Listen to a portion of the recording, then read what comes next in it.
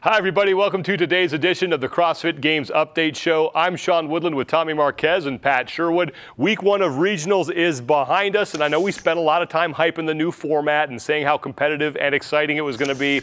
And I honestly think that this past weekend not only lived up to that hype, but probably surpassed it.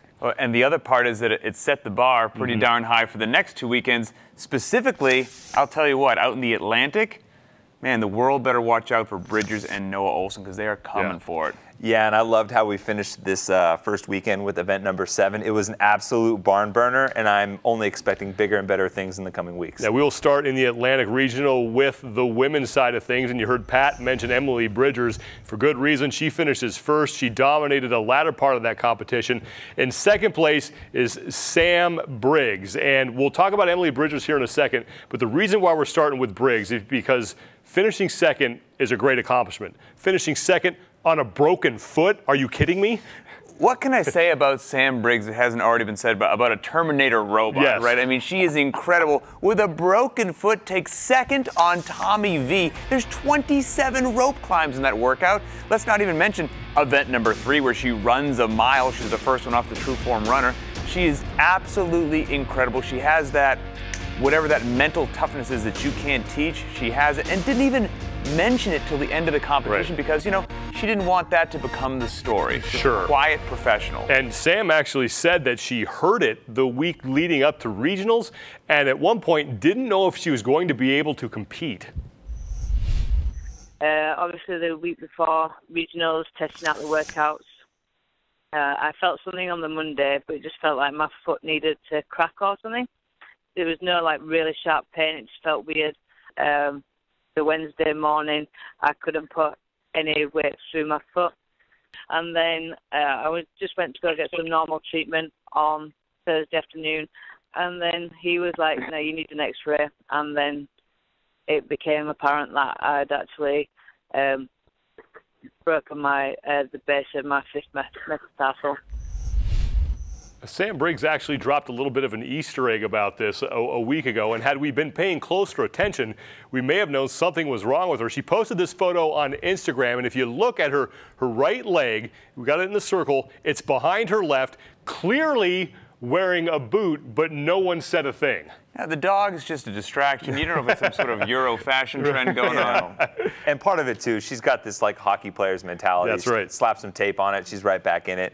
You know, we missed that one. Sam Briggs has a history of not being 100% during competition. In 2011, she had the knee problem, which forced her out of 2012. We all know how 2013 went, and then 2014 she misses.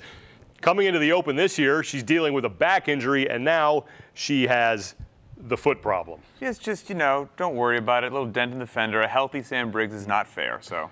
Yeah, she'll slap some, you know, bubble gum and some WD-40 on it, and she'll be good to go, MacGyver just fine. style. Go back to Skynet, they'll replace it, and she'll be good to go. Keep finding Sarah Connor there. The woman who finished first, again, the only reason we didn't talk about her right off the bat is because what Sam Briggs did hurt. But look, Emily Bridgers, I don't know if she could have had a better year than she did last year, but so far it looks like that's happening. She's well on her way, Sean, and you look at her performance at the regional this weekend, 4 first-place finishes. She set the event record in that nasty chipper. She's only one of 2 women to finish that. This is the most important stat about that to me. She ran the mile in 9 minutes and 25 seconds. That means she finished the rest of that workout in just a shade over 15 minutes. And Pat talked about mental toughness with Sam Briggs. I think Emily Bridgers is right up there because how many times do you hear about an athlete that's so close and they never quite get over the hump? For Emily, it's a case of she's been close, multiple years of disappointment, and not only did she get over the hump, but now she's having banner years back to back. On the men's side, we have a good mix of veterans and rookies who are heading to the CrossFit Games. The veterans, well, Noah Olson, I guess, is a veteran in name because he still seems like he's a rookie. He finishes first. Ben Smith finishes 4th, and then the 3 other men there are all making their first appearance at the CrossFit Games. But Noah Olson, he led last year at the CrossFit Games, looking like he is legitimately a contender again here in 2015. And for anyone not familiar with the backstory, this is somebody that several years ago walked up to the director of the games, Dave Castro, at regionals and said, hey, you'll see me at the games one time. And Dave Price said, that's great, kid. See if you can find me a water somewhere. You know, and then what happens, he wins the regional last year, makes 8th at the games, an incredible rookie debut. But again, I always want to see, will we have consistent performance from an athlete? And all of a sudden, you know, the Atlantic joins with the Southeast, and Noah Olsen's start to finish is ahead of all the veterans, never in danger, and I'll tell you what, you better have your eye on this kid because he will be in the top 10 again this year at the Games. And on the other side, Ben Smith, we can't count him out even though he finished fourth. He's still a threat, too. No, and he was a guy we expected to win this region or maybe even be right up there next to Noah the entire time. And it was kind of an uncharacteristic performance by him. 3 finishes outside of the top 10, and that tells me 2 things. A, how competitive this new regional format is, and B, even if you're a guy as talented and as experienced as Ben Smith, you can't go into this regional blind. You kind of have to at least do some sort of testing to figure it out. But nonetheless, Ben Smith still finished 4th, which is really respectable, and you can bet he will be one of the guys competing for the podium in the Games in July. On the team side of things, we talked about gutsy performances. There was one from 12 Labor's CrossFit Columbia. They were basically shorthanded because one of their team members, Teresa Luz, had a back injury for most of the competition. They did one of the events essentially without her really contributing and then went on to win event 6 and 7. They finished 3rd. CrossFit Terminus, which is Emily Bridger's gym, finishes 1st, so something in the water there. Rising Orange, Competitive Edge Wilmington, and then CrossFit Bound, the other 4 teams that are going. When you look at all these leaderboards, especially the individual ones, there's some names missing there, and most notably in the Atlantic, Christy Atkins, who was going for her 7th CrossFit Games appearance, and she comes up short. And when you talk about Christy Atkins, it's not just your run-of-the-mill Games competitor. We're talking 6 Games appearances, 6 straight dating back to 2009, 3 finishes inside the top 10, including an 11th on one of those off years for her. And then she has 24 event finishes at the CrossFit Games where she finished inside the top 10. I mean, she's got a huge resume on the women's side. She's one of those CrossFit Games mainstays. And to not see her go is, it hurts me a little bit, It doesn't seem right that we're going to have the Games and Christy Atkins won't be there. A lot of other big names from the Atlantic Regional who did not make it, including Garrett Fisher. He hasn't been back to the game since 2013 when he finished 5th. Jordan Troyon is a guy who's won the opening event there the past 2 years. He's not going back. Gretchen Kittelberger, Lauren Brooks, she had to withdraw because of the hamstring injury, but a lot of talented athletes who got left out because of this new format. Incredibly competitive now across the board in all the regionals. Let's move on to the South now, and on the women's side of things, it was Camille LeBlanc-Bazinet who gets a different regional, but the exact same result. Maybe didn't have the start she wanted, but boy, blitzed through those final 5 events. She has the biggest margin of victory over any individual in her region in this first week. Margot Alvarez was the only other woman who led there, and that was on day 1. But Camille LeBlanc-Bazinet still looking like very much the favorite to possibly repeat. Well, I'll tell you what. Sam better heal up, okay? Because Camille is dangerous, 100%. Or any other female competitor, man, you better show up with your A game because Camille dominated last year, earned that gold, no question about it. And this year, looks like she is on the path to do that again. Her hiccup, her bad day, was day 1, where at the end of it, she was in 2nd place. Then after that, 1st after day 2, and won the whole thing overall.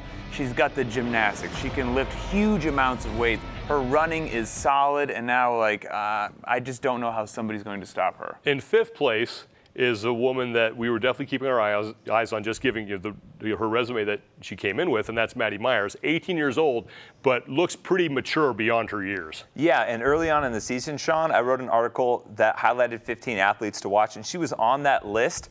But then she really went on to surprise everyone at the competition this weekend. She came in after day number 1 in 9th, so hanging outside of the top 5. After day number 2, she was 8th, and then she really showed the composure of an athlete that's used to being on the big stage, doesn't have a problem with the pressure. She comes into that final event, number 7, in 6th place, needing a pretty impressive performance to maybe sneak into the top 5. What does she do? She has a top 3 finish in that event, right alongside the likes of Amanda Goodman and Camille LeBlanc-Bazinet. And now she's going to Carson as an 18-year-old, a bright future ahead of her. Impressive. Yeah. On the team side of things, Camille LeBlanc-Bazinet dominated the women's competition. Haxpack Ute CrossFit dominated the team competition. They have now won 14 of the 20 regional events in which they have participated. OPEX Red did a really nice job of getting themselves into contention on the final day, and then CrossFit Yakarhu got in after edging out a couple of teams on the final day as well. But, man, Ute CrossFit, again, they got to be like Camille LeBlanc-Bazinet. There's your favorite in Carson, correct? Ute is just a train rolling downhill. I mean, I don't know what to say about him. I talked to Tommy Hackenbrook today. He's incredibly humble, and personally, I think he might be the biggest weapon on that team, even though he admitted the other two guys are actually fitter than him. He's like, I don't have to carry the team. He's like, these guys can carry me if I get into trouble. But what Tommy brings is that veteran leadership. Right. You know, he's competed as an individual. He's competed as a team. And if you look at him, some teams are out there stressed out.